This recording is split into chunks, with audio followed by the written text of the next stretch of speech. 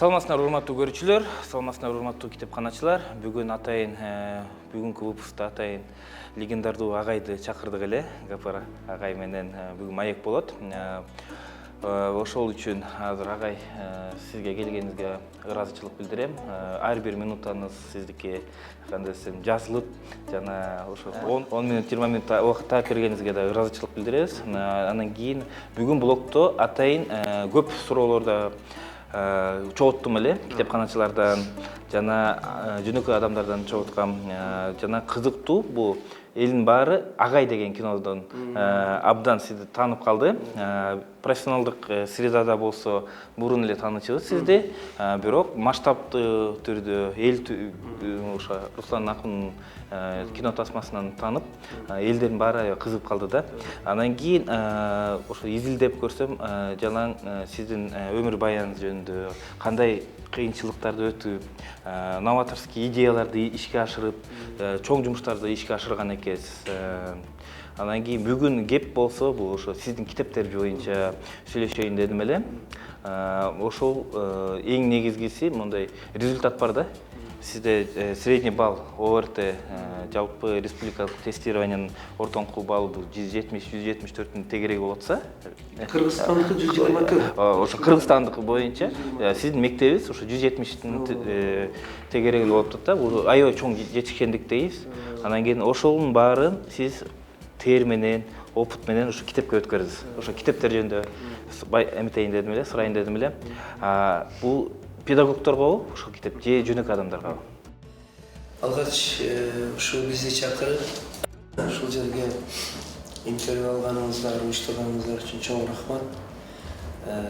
Чындыгында мына Агай фильми чыккандан кийин ушундай интервьюга, телеберүүгө чакыргандар көп эле болуп жатат. Эми айрымдарга барып көпчүлүгүнөн кечирим сурап, мындай баш тартууга туура келет.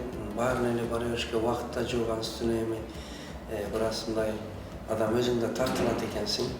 Ал эми Билим берүү министрлиги сиздин китепканалар үчүн дегениңиз үчүн мен мындай жок дей албадым. Ошого убакыт таап азыр келип турабыз. Азыр эле сиздердин алдыңардан МВД академиясынын алдындагы лос дейт экен. Баягы 3 айлык мынау кадрларды даярдоо окуу борборунда ошо иштер бөлүмдөрүнүн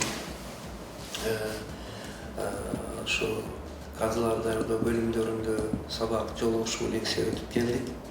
Ушундай азыр мына сиздерден чыгып дагы улуттук университетке баруу керек. Ошондой болсо деле сиздин мынау аткарып аткан ишиңиз китепканачылар үчүн китептер жөнүндө деп маанилүү деп мен ушу бир жарым саат 30 минутта болсо дагы убакыт таптык. Төлөгөн сизге рахмат дагы бир жолу.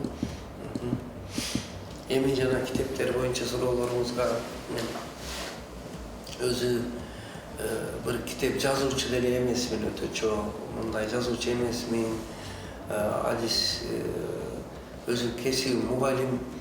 Анан бирок ошо жалпы 47 жыл педагогикалык стажым болуп, анын 25 жылында ушу эксперимент жүргүзүп, ошо канткенде балдарыбыз сапаттуу билим алат. Ушу суроого жооп издедим.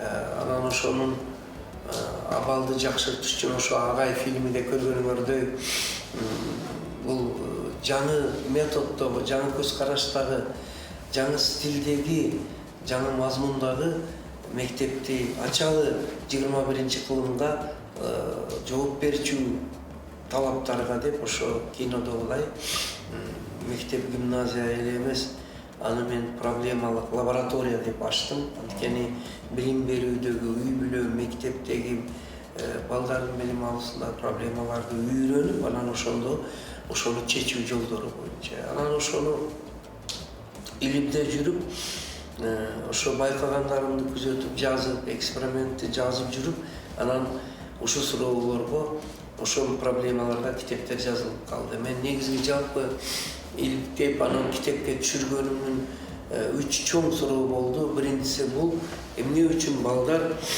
азыркы окуучу студенттерде китеп окууга болгон кызыгуу жок болуп калды дегендей да. Анан алар ошо китепти окуу, түшүнүүдөн, билимдерди алуудан кыйналышат, деги кызыкпай калышкан, адабий китепти, классиканы, мына башка энциклопедиялык китептерди окууга кызыгуу жоголду деген суроо бардыгын тынчсыздандырат.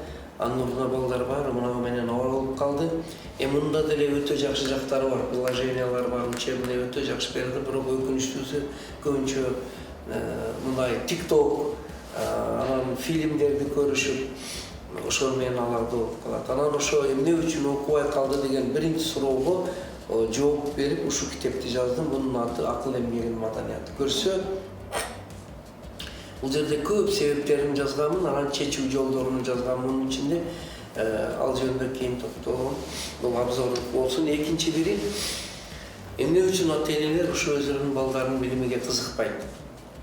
Китептерин ачып көрбөйт, күндөлүгүн көрбөйт, мектепке келип сабактарга катышып, бир мындай журналды, алардын текшерүү иштерин көрүп, кызыгып, мугалим класс жетекчи менен баарлашпайт деп, аны иликтеп жүрүп, анан мына ушул китепти жаздым, ата-энелер сиздер үчүн деген. Бул ата-энелерге педагогикалык маданиятты, педагогикалык бир билимдин минимумун берүү боюнча 0 жаштан бала бойго бүткөндөн 25-21 жашка чейин балдардын физиологиясы, гигиенасы, педагогикасы, психологиясыны колумдан келишинче жатып, кыскача жол менен жазылган китеп болуп эсептелет. Анан үчүнчү бир суроо бул эмне үчүн азыркы мугалимдерибизге рахмат, Кыргызстандын мугалимдерине, ошо мугалимдердин айлыгын жогорулатып, аларга көңүл бурган азыркы мына мамлекет башчыбыз, жетекчилерибизге рахмат. Бирок ошол эле убакта эмнегедир биз мектепте берилген билим балдарга жукпай атат. Ошол үчүн эмнеге балдарга билим жукпай атат? Эмнеге биз мындай айтканда азыркы Z муун деп атат, альфа же болбосо зуммер, азыркы муундагы балдарды окутуудан кыйналабыз. Кантип сабак өтсөк, сабактар жугумдуу болот деп 3-чү китепти жаздым. Мунун аты Устаттык өнөрү китеп. Мына 3 суроо коюп 25 жылда 3 суроого мына ушул 3 жоопту китеп менен бердим. Сиздин кыскача сурооңузга жообун абдан кандай десем, чоң жумуш жасалгандан кийин өзүнүн өткөн практиканы сиз китеп түрүндө калтырып жана башкаларга таратуу жолун жазыпсыз да. Жана башка интервьюдан угуп калдым, ошо жазганда блокнотко кагаз менен күн ысыт жана 40-50 градус талаада, жүзүмзарда, айылдын жеринин иши тайын. Ошо ар бир тамга мен оюм боюнча ар бир тер менен, кан менен, нерв менен канча көрө албастыктар менен да жазылган да. Андан кийин кичине эмеге кайтып кетейин, жанагы историяга. Мисалы, агай киносунда кичине көркөмдүүрөөк кылып коюптур, бирок мен Руслан Акун менен да иштешкен, бир «Герой моей девушки» деген кинону мен аны продвигать этип Казакстанга чыгарган болчубуз, бул 7-8 жылдарда. Бирок Руслан Акундун эмеси жаккан да, стиль работасычы. Бир сценаны, бир 3 секунддук, 4 секунддук сценаны, ошону идеальный кадр табыш үчүн бир күн убакыт кетиргенбиз да.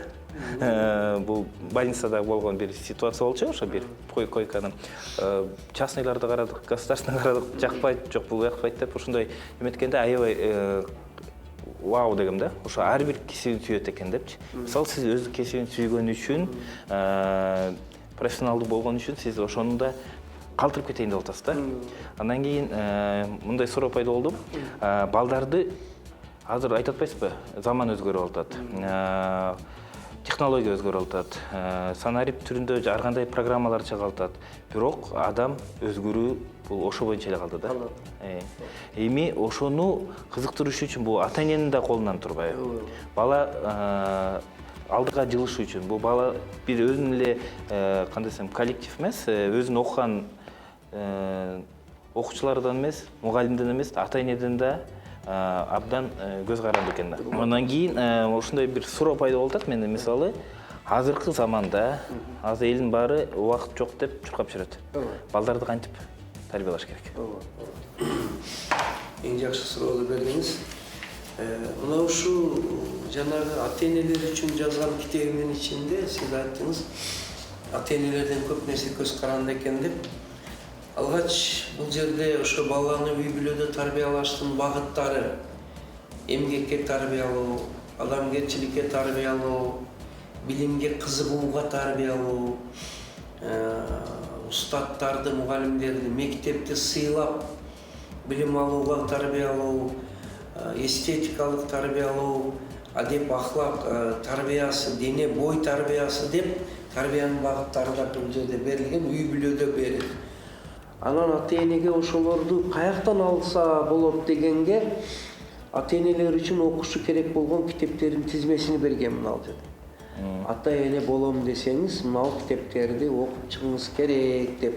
Мына айрымдары менен тааныштырайын. Анан адамдар да ойлошум мына капрагай өзүнүн китептерин эле айта берет экен деп. Мен башка китептерден, биринчиден үй бүлө энциклопедиясы деген китептер бар. Ошол ар бир үй бүлөдө болуш керек. Анан дагы мына Ахматалиевдин Бабасы алты эне адеби деген китеп. Алга чейин болсо Жусуп Баласагындын Кут билим деген китеби ар бир үй бүлөнүн мындай настолный книгасы болуш керек да. Төлөгөн мына менин көз карашымда. Ал Китепкана болуш керек ар бир үйдө. Ар бир үй бүлөдө китепкана. Андан кийин Залкар ой мурастары деген китеп бар. Мына ал дагы ата-энеге керек. Кыргыз макал лакаптары, кыргыз эл жомоктору, ойгүлдөрү, Хусейин Карасаевдин накыл сөздөрү, андан кийин элдик педагогиканын берметтери, этика боюнча сөздүк, Макаренконун ата-энелерге арналган эмгектери, Абайдын мындай китеби бар, Слово назидания деген.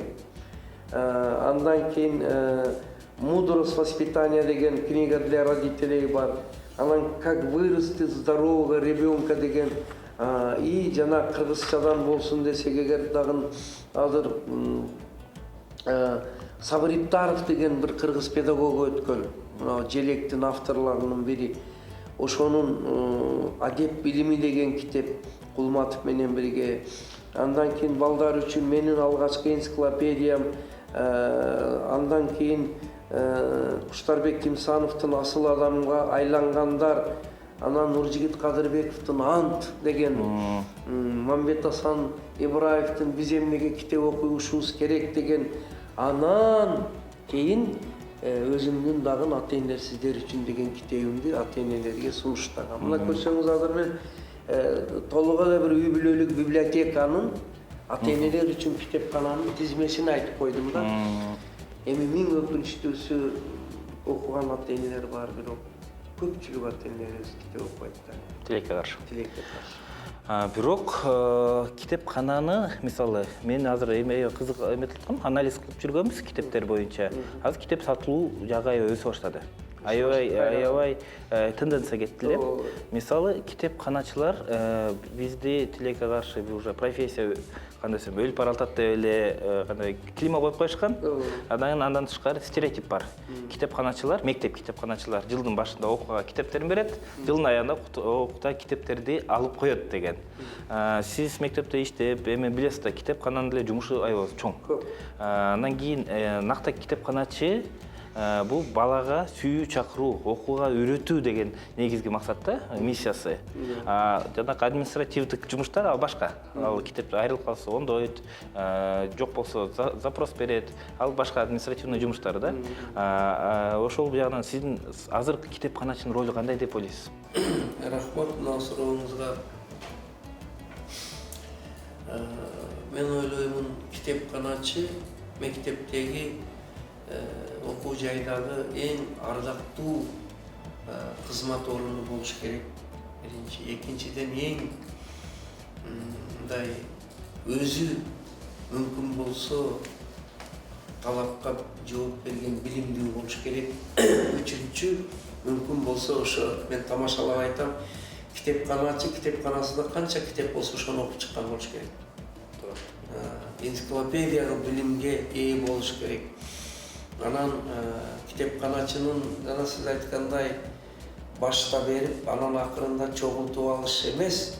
kitepkanaçı, misалы mana men özümüzdün kitepkanaçıga aytamın, kitep oku dekadalarını ötkörüp, andan keyin kitep körgözmelerini ötkörüp, andan keyin okurmanlar konferensiyasını ötkörüp, andan kayсы bir kitepler boyunca seminarlarda ötkörüp, dagı en kızıktısı mına kiteplerinin avtorları menen joluguşууларды ötkörüp, başkaça aytkanda kitepti popularizatsiya, oşonu okuucularga, elge, ata-enelerge, mugallimlerge mындай kızıktırıp, jayылтып turuş boyunca özünün iş çara planı oluş керек dagы. Oşonu menen sistemdүү түрдө ар жума сайын iş alып barıp, andan mынал жерде жобосуну бергенмин. Kitepkanaçılar oşonu жетектеп өткөрсө, mektepte en köp bilgen okurman, en köp kitap okugan okuçu. Turup o reyting. Al oşo kitapkanadan kitap alıp okugan, anan ayıldık, anan rayonduk, anan MBO'da bibliotечный обмен деген болчу öyle. Oşolor anan keyin elektrondu kitapterdi, anan internet bulaklarından okup çıkan kitaplarının beri oşonu bağırlaşıp da esebini alıp durup, anan mektep boyunca en köp kitap okurman dep bir gün manal жерде жобосу бар, анан өткөргөнбүз бизчи. Анан үй бүлөсүндө китеби көп окуучулар, үй бүлөсүндө. Анан ошону жалпы жыйын линейкада ошол окуучуну чыгарып, мына эң көп билген окурман деп тагып китепканачыга белектер, мына китепти окутушту. Эң өкүнүчтүүсү бул. Ценность создавать эткен турбайсызбы? Баалуулук. Бул повязка, надпись, буква жылтыраак болсо деле, бул болсо башкаларга да стимул берип турбайбы? Мен да ушундай алгым келет деп. Абдан кызыктуу мотивация. Ошол балдар кыздардын өзүнө, анын ата-энесине сыймык болот. Менин балам konkursta en köp okurman boluptu. Nazır konkurslar mis dep konkurs ötkü men al konkurstan uyalam. Kim çıkat eken mis dep. Mına kızlar oturat bari mis. Al emi men oşo mis bizdin mektepte mis konkursta ötkörбөй koydum. Anın orduga can dünyönün sulusu olsun. Okurmanlıktın sulusu olsun. Adettin, adamgerçiliktin sulusu olsun dep oşo konkursta ötkör. Men aytam sizge oşontip 5-6 okuuchunu çıkargandan keyin alarga ardак грамота, alarga baалуу белектер, алардын ата-энесине рахмат айтып, анан кана эми ал жерде суроолор бар, окуган китептери боюнча суроолор берилип, авторлору айтып чыгармасын таап, чыгармадан үзүндү айтып, авторду таап, өзүнчө эле бир мындай да. Анан кийин кичине эмеге аркка кетелик. Мисалы, эксперименталдык номер 3 мектепти ачкан жагыначы. Кинолордо да көрсөтүлдү. Бюрократизмди көрсөтүптүр. Этаждан этажга чуркап. Ошол жакта кандай деп ойлойсуз? Азыркы жаңы мыйзамда алдын алат го, лицензия жагынан. Мурунку опытыбыз бар, азыркы көз карашыңыз бар. Андан кийин ошол кагаздардын биринчи суроо сизге кантип сиз ошону өттүз? Кандай мотивация болду эле ошону өтүш үчүн? Экинчиден, ал системаны бузуп жана кандай вариантын берген туура деген ой? Эми мына сурооңуз өтө туура. Анан менимче ал суроо ошол Агай фильминде кеңири маалыматтар, көркөм образдар менен берилген. Эми кыскача айтсам, бүгүн өзүңүз айтмакчы көбүрөөк китептерге токтололу, китепканачыга токтолууну дегениңиз өтө мага макул келген. Ошол үчүн да келдим. Башка эмелерге отказ кылдым эле, баштаттым эле. Анан китепти мен сүйүүчү катары келдим. Эми жооп берейин сурооңузга. Ал жерде мына эми миң өкүнүчтүүсү билим берүүдө эң мыкты иштеген жетекчилер бар, эң мыкты иштеген адистер, аппаратта иштегендер бар. Аларга рахмат. Бирок миң өкүнүчтүүсү бардык жерде эле болгондой кээ бир мындай бюрократиялык мамиле кылып, анан чиренип, анан ошо бир жакшы ниет менен келгендерди түз кабыл албай, тез кабыл албай, ошо фильмде көргөндөй 5 күн жаткызып коюп, акыры гостиницага пул төлөп, түгөп калып скамейкада түнөп калганга чейин алып барган мындай кээ бир формалисттер, бюрократиялык мамилелер миң өкүнүчтүүсү бар экен да турмушта.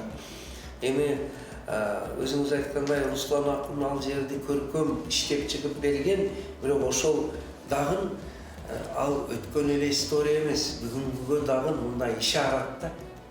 Мындай намек дейт. Андай болбогула. Бир жаңылыкты, эмгекти, ишти, бир зарыгып келген адамдарды күттүрбөгүлөчү деген эме менен берилген да ал кино. Ошол азыр санарип тарабы жакшы өйнөгүп атпайбы? Мисалы, мен эки системанын авторумун. Электрондук кезектин бала бакчага, электрондук очередь школага. Ошонун автормун. Азыр сизге берген суроо эмне болду эле? Анткени мен да мектепке бергенде өзүмдүн кызымды 1-класска. Бул качанчы 2015-жылдар болуш керек. Мен да аябай кыйналгам да. Микроучасткка келбейсиң дейт, справка келбейсиң дейт, эрте туруш керексиң дейт. Анан өзүмдүн мектебиме киргиздим да. Чуркап кабинеттен эметип. Анан кийин ошондой идея пайда болуп, анан кийин акырындан ошону ишке ашырып киргиздик да. Бул нерсе эмнени айтат? Муктаждыктан жасалган деп айтсам болот, бирок ошону ишке ашыргандан кийин ойлонуп калдым да. Бюрократия эмнеге пайда болот? Бюрократия бул өзүнүн ответственность албаган үчүн деп койдум да. Анткени бул граница бар, ошол границадан чыкпаш керекмин. Чыксам эртең мен башка получу деп коет да. Эгерде санарип жакка баарын өткөрө баштасак, бул болсо адамдардын ответственностин компьютерге өткөрүп, жана өзүнүн берилген алгоритм менен кетет да. Ошондо кандай десем справедливо болот. Адам менен контакт болбосо, телефон менен, компьютер менен услуганы берип алса болот. Аккредитацияны да ошондой ойлоп аткам да. Эгерде онлайн берип, эгерде мисалы ал ичине кирбей эле коелук процесстерине, мисалы независимый аккредитация болобу же онлайн болобу, ошондо берсе адамдар да чуркабайт болчу да. Молчу. К сожалению дегенде. Анан кийин ошол негизи ошондой суроо берип санарип бул адамдардын эмесин алып койбойбу? Отношенияга. Бул жумуштан чыкат. Мисалы онлайн обучение деп атабыз, онлайн китеп окуу деп атабыз. Рахмат, мен түшүндүм сизди. Эми сиздин жанагы кезекке туруудан баштап, анан иш процессини санарипке өткөрүү, бул жалпы глобализация, анан информациялык коомдун жалпы мындай жел аргысы дегендей процесс да, аны мындан танып четтеп кетүү мүмкүн эмес. Бул баягы башкарууга, анан жана сиз айткан адамдык фактордун терс жактарын азайтууга, көп иштин ыкчам, анан калыс болуусуна өтө чоң салымы бар. Ал кулайлашууну бар.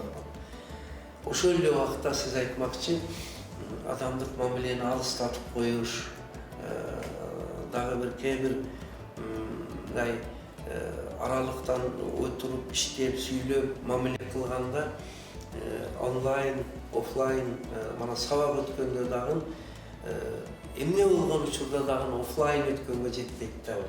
Баягы көзгө көз түшүп, мээрим түшүп, балдар менен жандуу иштегенге мен айтып жүрөм да, санарип технология эң сонун, азыр искусственный интеллект эң сонун, бардыгы жакшы, бирок бир гана жери алардын бардыгы да мээрим жан дүйнө адамдыктай болбойт да. Это незаменимо дегендей да алмаштырып. Ошол үчүн менин сунушум параллель кетсе жакшы болот. Туура айтасыз. Адамдыкты сактап калыш керек. Ал эмес мен ошого бир кайрылуу менен айттым эле, аламдашуу, санариптешүү дооруна биз адамдашуу менен жооп берели. Адамдын ички потенциалын, иньян болуш керек. Да, иньян, адамдын ички потенциалын өстүрбөсөк, адам алардын заложниги болуп калса мал коркунучтуу болот. Азыр уже ошолордун авторлору эң көрүнүктүүлөрдүн бири Илон Маск сыяктуу адамдар кооптонуу пикирин айтып атат. Адам жасалма интеллекттин мындай заложник болуп калуудан кооптонот. Мисалы, Илон Маскты айтпадыңыз беле? Алында бир эмесин окугам, статьясын. Алым балдарын сиз айткандай soft skill деп коет, мягкий эмени, логиканы развивать этип, балдардын окуутуна азыркы бизде кандай трансляцияда мугалим бул транслятор. Билимди алып, алган билимин балага бериш керек депчи. Сиздин методологияда баланын анын сезимин кантип бул маалыматтарды таап, кантип аны иштетип жана кантип туура колдонуу деген эме колдонот экен. Андан кийин Илон Масктын айткандай, ошо сиздин айткан эле идеяңыз, сиз аткарып жүргөн идеяны ал айтып атат да, ушундай кылып даярдайбыз депчи. Бул болсо адамгерчиликти көтөрүү, маалыматтар менен иштеген үйрөтүү, ситуацияда кандай болуп жетиш керек, эң негизгиси Чыңгыз Айтматов айткандай, күнүгө эң кыйын болуш бул адам болуш да.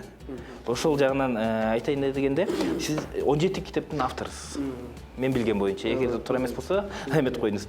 Ошо 17 китеп бул өзүңүздүн өткөн практиканы көрсөтүп, өзүңүздүн билген жолуңузду ошо китепке өткөрдүңөр.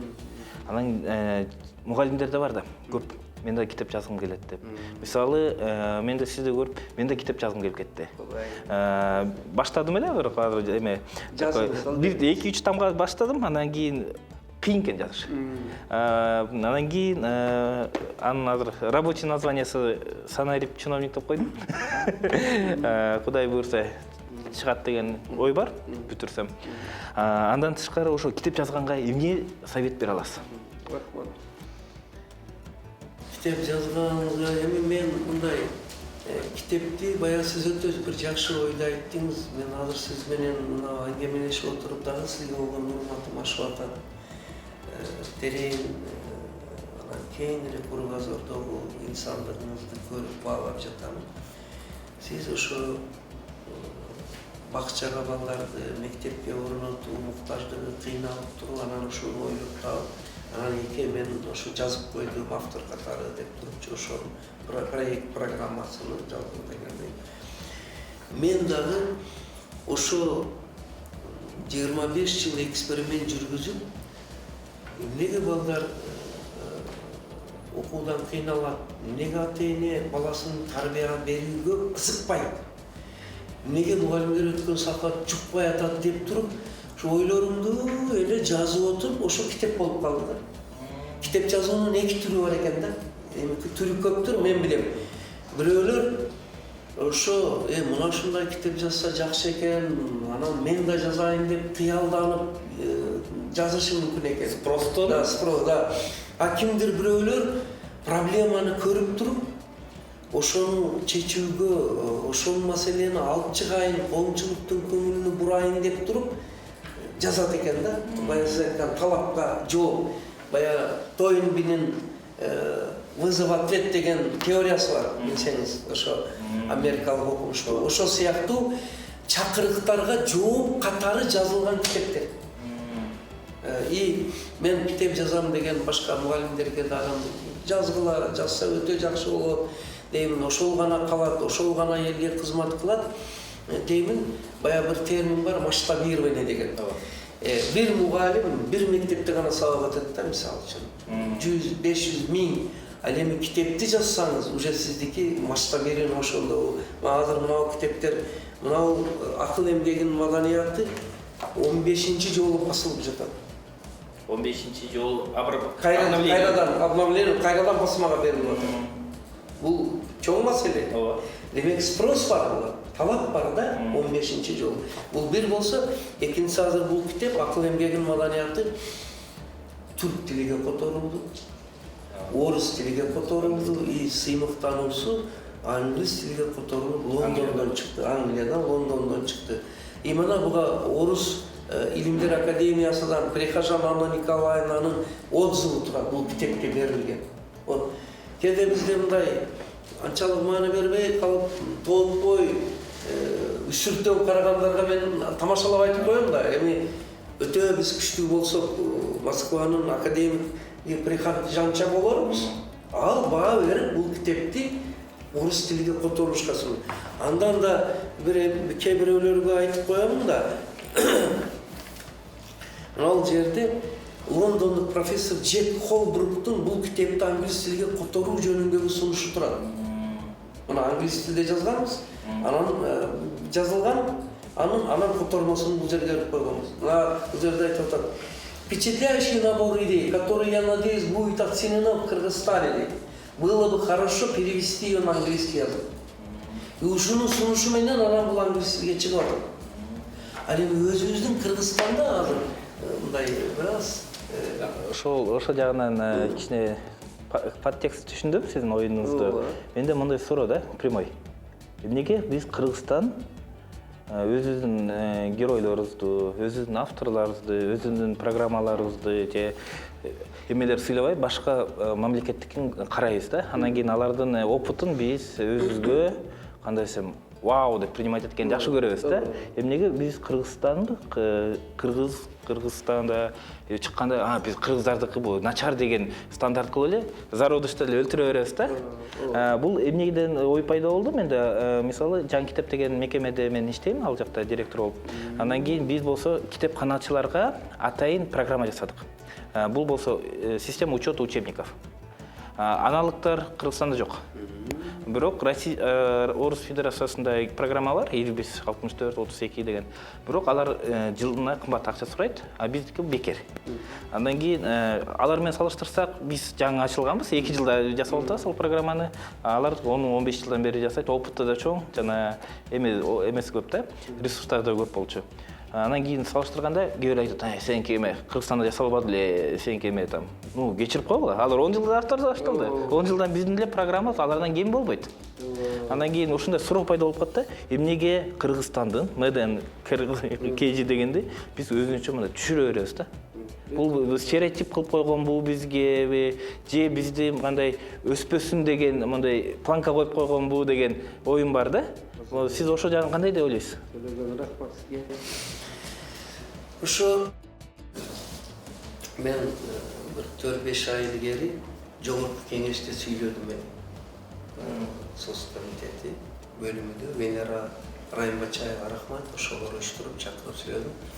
Ошол жерде жанагы идеяны айттым да, Кыргызстан келиңиздер, албетте дүйнөлүк тажрыйбаны, илим билимди алуу керек, параллель кетиш керек. Ошол эле убакта биз өсөйлү десе, bir dünölük metodika автор болсо, ошого параллельно bir Кыргызстандын өзүнүн методикасыны, өзүнүн авторлугун, өзүнүн чыгармасыны берели. Ошондо биздин жаштарда сыймык пайда болот. Бизде дагы жөндөмүбүз бар деген, биздин дагы улуу педагогторубуз, идеяларыбыз, инсандарыбыз бар деген. Антпесек биз комплекс неполноценности дейт, кемтик психология. Программаны, колдонмону, бардык ишти чет өлкөдөн түзөт, биз бар болгону потребитель ганабыз. Биз өзүбүз аны жарата албайбыз деген көз карашка барып калбайлы деп айтканмын. Китеп маселеси де дагы ошол. Мына мисалы үчүн, мына китепке кайра келели мен айтканымыз боюнча. Азыр баягы көрүүчүлөр бизди Апрагай өзүнүн китебин айтып атат деп мына дебесин, мына мен айтып койгом, мына китебинин акырында 4-5-6 жаштагы балдарга кайсы китепти окуп бериш керек үй бүлөдөн 3 жаштан баштап деп тизмени баштап бергенмин. Чокчолой Баатыр, Ийнелик менен Кумурскадан, Көмөчтөн баштап, Кызыл Шапочкадан баштап. Анан кийин башталгыч класстарда кайсы китептер? 5-класстарга сунушталган китептер. 6-класс, мына кыргыздардын өзүнүн китептери. Андан кийин мына жерде 8-класс, 7-де, 8-ге, 9-га мына карасаңыз, андан кийин 10-класска мына китептер 11-лерге, романдар Касымалы Баялинов, Боордоштор, Түгөлбай Сыдыкбеков. Андан ары параллельно мен берип атам Толстой, Согуш жана тынчтык, Онур Балзак, Адамдардын тамашасы, Мухтар Авезов, тоже Абай. Башкача айтканда Манас, Семетей, Гомер, Одиссея мен параллель алып кетейик деп атам. Более того, андан ары дүйнөлүк адабиятта балдарга эң белгилүү болгон 10 китепти берип атам. 10 китепти берип атам. Андерсондун сказки, Барри, Питер Пен, Кэрол, Приключения Алисы, там Клайв Кинг, андан кийин Ридер Киплинг, Книга джунглей, ушуга окшоп мен эмнени Кыргыз Түгөлбай Сыдыкбеков, андан кийин Чыңгыз Айтматов, өзүбүздүн акын жазуучулар менен дүйнөлүктү параллель берип атам. Мен педагогикада дагы, педагогикалык адабиятта дагы ушундай параллелизм болсо дейм. Биз кээде жана ал жакта арттырып жиберип идеалдаштырабыз дагы өзүбүздүкүнү анча маани бербейбиз. Түшүрө бересиз. Түшүрө беребиз. Абдан сон айттыңыз, ойлонуп калдым. Андан кийин ошо китептерди, мисалы мен мугалим каяктан алсам болот? Же мен китепканачымын, каяктан алып мен китепканага койсом болот? Ошол жагынан жанагы биз телефонго номерлерди чыгарып коебуз, ылдый жакка. Андан кийин ошол жакка байланышып алса болот экен да. Андан кийин ошо китептерди 17 китеп. Бул мен азыр бир китепти баштап эле башым ооруп атат. Бош убакытта жаза калып атам кечинде 1-2 сааттан болсо. Бирок эртеси күнү кайра ошол тексттерди өзгөртүп атам да. Мага жакпай калып атат да. Кече жазган жакты эле, бүгүн карасам анча эмес. Кичине башкача болуп атат да. Эмне үчүн китеп окубайт биздин балдар? Анан эмне кылсак китеп окуйт? Ушуга токтолсом дейм. Абдан жакшы турат. Жакшы болобу? Аябай сон. Ошону мына айткандарыбыздан тышкары эң маанилүүсү ошол болсо керек деп ойлойм да. Китеп мектеп китепканасы, библиотекар өзү эмне үчүн жашайт? Балдар окуш үчүн да. Проблема мындай болуп атат, балдар чындыгын айтканда китепканага кирбей коюп атат да. Алып окубай коюп атат да көпчүлүгү. Туура. Анткени телефон турганда айтат, "Кран случай, анын электрон вариантын окуп алам мен" деп коет да. А китеп окууда сыр бар экен да. Китепти бумажный вариантты окуганда сыр бар экен. Анткени мынандай кылып китепти окуганда, мына мен муну дүйнөлүк тажрыйбаны үйрөнүп туруп анан айтып атам сизге. Телефондон, интернеттен алганда маалымат көрүп туруп түз эле мээге даяр образ түрүндө барат экен. Элестеттиңизби? Ооба. Мээге Образ түз эле образ. Айырмасы мен кыскача айтканда, китепти окуганда сөздөр, сүйлөмдөр барып туруп мээге информация. Ал жерде ассоциация түзүлүп, образ түзүлүш үчүн, түшүнүк пайда болуш үчүн мээ иштейт экен. Ал эми интернет маалыматтарда даяр барат, иштебейт. Натыйжада бизде ой жүгүртүү процесси нейрондор иштебейт. Калат экен, нейрондор иштебей калат экен да. Мына ошол ал эми балдарыбыздын китеп окубай калышынын себеби биздин балдарда китеп окуунун биринчиден кызыгуу, экинчиден китеп окуу жөндөмү тарбияланбайт экен. Мына карасаңыз, мисал үчүн мына жерде ар бир класс минутасына канча сөз окуш керек деген нормативди бергенмин мына жерде. Мына турат мына жакта. Ал эми мына карасаңыз, башталыш класс минутасына 80ден 150 окуш керек. Орто класстар болсо 200, жогорку класс 250 окуш. Азыр мына мен бир четтен эле барган жеримде окуу техникасынын окуучулардан, студенттерден алып келип атамын. Көпчүлүк окуучулардыкы нормага жооп бербейт. Ал эми нормага жооп бербегенден кийин мына көзгө, мээге нагрузка келет. Ал бат окуй албайт да. Ошол үчүн китепти көрсө эле балдар уктап калат. Ошол үчүн китеп окуу жагымсыз. Качан гана биз балдарды бат окууга жана түшүнүүнүн методикасына үргөтүп койсок, алар уже китепти мажбурлуктан эмес, ырахат алуу, удовольствие үчүн окуй баштайт. Ошондо анан китеп окуунун чоң магистралдык жолу, шоссе жол ачылат да. Биз азыр аларды мындай ошол методиканы бер. А мына бул айым китебибиз балдарды китепти бат тез окуп түшүнүүнүн методикасын үргөтүүгө арналган китептер. Абдан сон. Азыр Бишкекте ушундай курстар бар. Балдарга акча төлөп, ошо окуганды үйрөтөт да. Кызыктуусу бат окуу деген. Бат окуу деген. Скорочтение. Мен муну 30 жыл илгери ачып сабак кылып өткөнмүн да. Бат окууну өткөнмүн, анан убакытты рационалдуу пайдалануу. Экөө тең мына китептин ичинде бар. Бирок өкүнүчтүүсү, мени 30 жыл түшүнбөй жүрүштү. Мен катаанды түшүндүм. Мен кыргызча айткан экенмин да. Бат окуу, анан убакытты пайдалануу деп. Надо было или по-русски, или на английском языке. Скорочтение десе, баары пул төлөп окуп атат. Тайм менеджмент десе, бардыгы чуркап барып. Мен кыргызча айтыпмын. Менин күнөөм ошол. Пул болсо уникальность, күнөө эле эмес. Анткени сиз өкүнүчтүү. ошондой нота менен бүтүргүм келбей атат. Жакшы нота менен бүтүрөбүз азыр. Бул китепте андан тышкары мисалы үчүн чет тилдерди бат үйрөнүүнүн методикасы бар. Маселе мисал иштөөнүн сырлары бар. Маселе мисал анан ОРТге олимпиадага даярдануунун сырлары бар. И жөн эле сыр эмес, натыйжа берген сыр да. Мисалы жана айттык го, Кыргызстанда 124-түн орточо балл 10-5 болсо, биздин эң алыскы эмедеги орточо баллыбыз 173 болуп атат ЖРТдан. Бул өтө чоң, өзүңүз айттыңыз. Олимпиада 75 балабыз чет өлкөдө Америка Кошмо Штаттары, Германия, Япония, Турция, Россияда окуп атат. Бул бир маселе, ушул китептин анан эне мектебинин жардамы.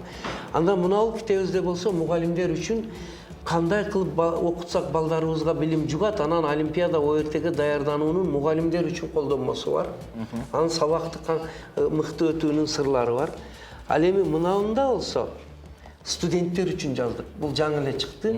Билим алууну үйрөн деген да. Бул студенттер үчүн. Муну байкасаңыз, курстук иш, стартап, реферат, проект, дипломдук иш, эссе, доклад жазыш жана башка студенттерге керек болгон СРС деген бар, работа студент. Ошо көбүнчө формальный болуп калат. Интернеттен скачать этип эле берип жиберет. Тилекке каршы.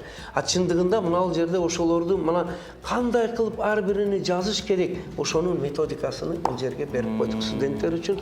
Бул Дастархон четиндеги университет деген китеп.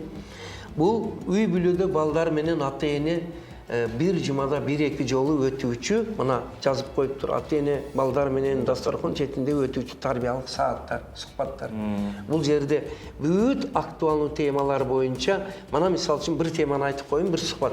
Билим, өнөр, тарбия, кесипке ээ болууда китептин ролу жана мааниси жөнүндө үй бүлөдөгү сухбат.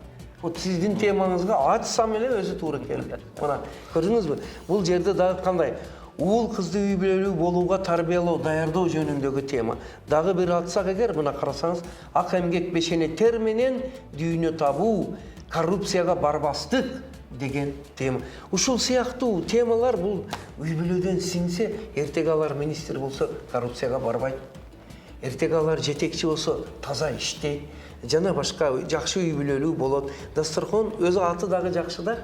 Дастархон четиндеги университет. Анда сиздин университетиңиз ар бир үй бүлөдө. Ар бир үй бүлөдө университет. Мына ошол анан бул китепти сиз сурагандар дегенге муну номерди окуп берип койсоңуз. Алина деген эжек экен. 0779 05 54 79. Рахмат агай, сизге убакыт бөлүп бергениңизге. Тилекке каршы убактыбызда бат өтүп кеткенде билбей калдык. Жарым саат деп пландадык эле, 50 мүнөткө жетип калды. Сиздин суроолоруңуз көп экен да. Мен суроолорум көп. Жакшы, рахмат. Суроолорум көп. Жыйынтыктайык. Ошол сизге баарыңызга ыраазычылык келгениңизге, убакыт бөлүп бергениңизге. Сиз позитив менен дедиңиз, мен позитив сөздү айтып коеюн. Урматтуулар, жалпы көрүүчүлөр, Кудай кааласа, мына азыр президентибиз мугалимдердин айлыгын ашырып колдоп атат. Мына жаңы министрибиз Каныбек Капашевич мугалимдерди моралдык жактан колдойлу, билим берүүнү өнүктүрөлү деп кең масштабтуу иштерди баштап атат. Мына сиз китепканаларга, китепканачылардын ролун өстүрөйүн, китеп окууга балдарды тартайын деп көп иштерди жасап атасыз. Кудай кааласа, булар жакшы натыйжасын берет деп ойлойм. Кудай буйрса. Кудай тынч аманчылык болсун. Рахмат. Ошо сизге чоң рахмат. Саламатта калыңыз. Рахмат. Эме, сиз мен билдим, сиз аттарды аябай жакшы көрөт экенсиз. Ошо китепканаңызга коюп, ошо рахмат. Аттар жөнүндө карап. Ооба. Менин каанамда толтура аттардын сүрөтү жана эмелери турат да. Бир кезде кызыктууну айтайын. Атка жетиш үчүн койчулукту кесип кылып тандап алган адаммын мен өзүм. Аны билебиз. Билесиз. Китепканачылар баарын билет. Көрүшкөнчө. Рахмат.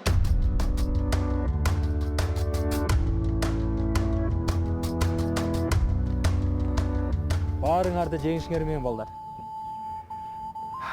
Бирок биз кандай гана ийгиликке жетишпейли, кандай гана олимпиаданы утпайлы, биз ар дайым адамгерчиликтин олимпиадасынан биринчиликти алалы.